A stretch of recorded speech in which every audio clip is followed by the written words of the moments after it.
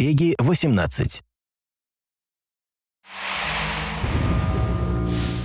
Hi everyone, my name's Alex Hutchinson, Creative Director on Far Cry 4.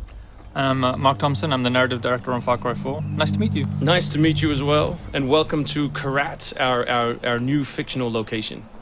So in Far Cry 4, you step into the shoes of AJ Gale, who is returning to the country of his birth, initially just to scatter his mother's ashes before he gets caught up in what's essentially a civil war. Karat is a fictional place based somewhere in the Himalayas, inspired by places like Nepal and Bhutan, and a bunch of countries from that part of the world. So looking out there, one of the core things of any open world game, that sort of excitement and mystique and hope of an open world is, what is all that smoke coming from? What temples are out there? What secret locations? So we've peppered the world with different places to find, all of them filled with loot and secrets and collectibles and all that good stuff. And of course, the open world of Far Cry is densely populated with a variety of different animals, beasts. And also that's some kind of yak. I don't even know what that animal was. Yak, I believe. Is it a yak? With next-gen fur. Next-gen fur, that's true. Individually modeled hairs. So you see here with the eagle, you won't see it in this demo, but you can be attacked from above for the first time in a Far Cry game. So we've tried really to play with verticality, to have threats above and below you. And obviously you can still get involved in the ecosystem of the animals and hunt. And you can throw bait now. Yes, to attract animals. And stuff like the eagle stealing the barrel of the goat. Like, it isn't scripted, that's just what happens at the intersection of those two different AI systems talking to each other. The goal being that every player tells themselves a different story, that they get different surprises, that they have a different story to tell their buddies when they come to work the next day or go back to school or whatever. So there are a bunch of new tools in Far Cry 4, one of which you'll see here is the grapple. We wanted to make something that allowed you to clamber over those annoying cliffs you sometimes came across in Far Cry 3, and something that would also lean into the much more vertical, much more mountainous regions we were building in this game. And that was a pretty simple example, but the level designers get pretty crafty with the setup. We have these areas we're calling adventure zones in the new game, which will take you to places like temples, which you can see from afar, and force you to use the grapple in sort of really interesting and different ways.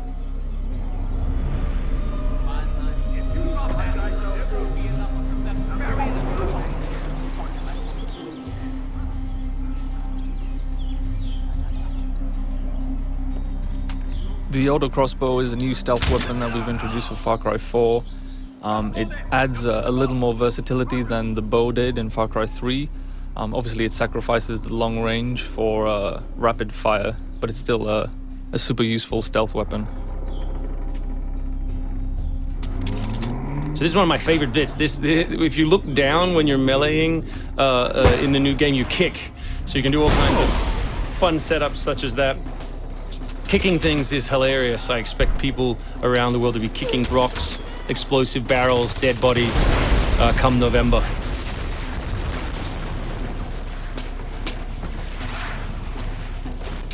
Our goal really was just to provide as many tools as possible, whether vehicles or animals or weapons or, goofy stuff, and let people fit them together any way they want.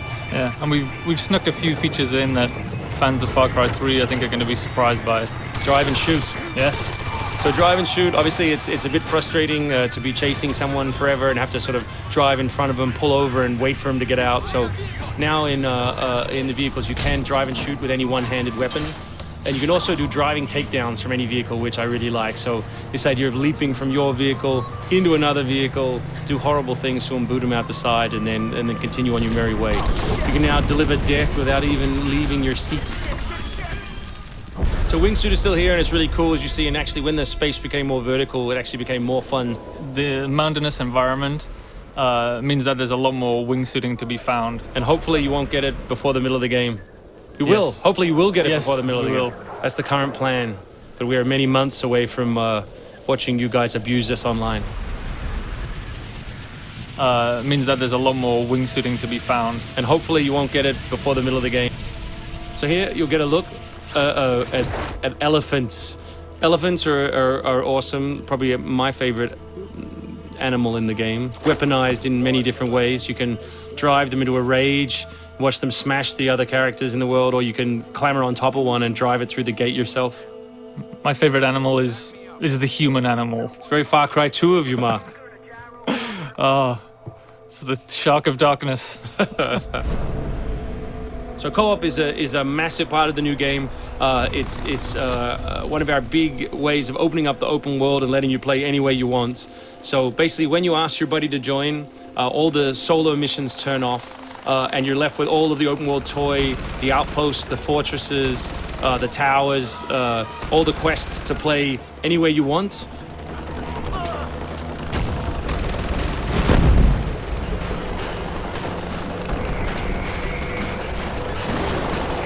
All right, let's do this.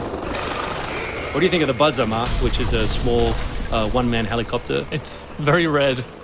No, but it's cool because it gives like this almost like developer perspective on the world. Like you normally in Far Cry 3 you could never really see an outpost, or you couldn't engage with an outpost from this kind of vantage point, which is really cool.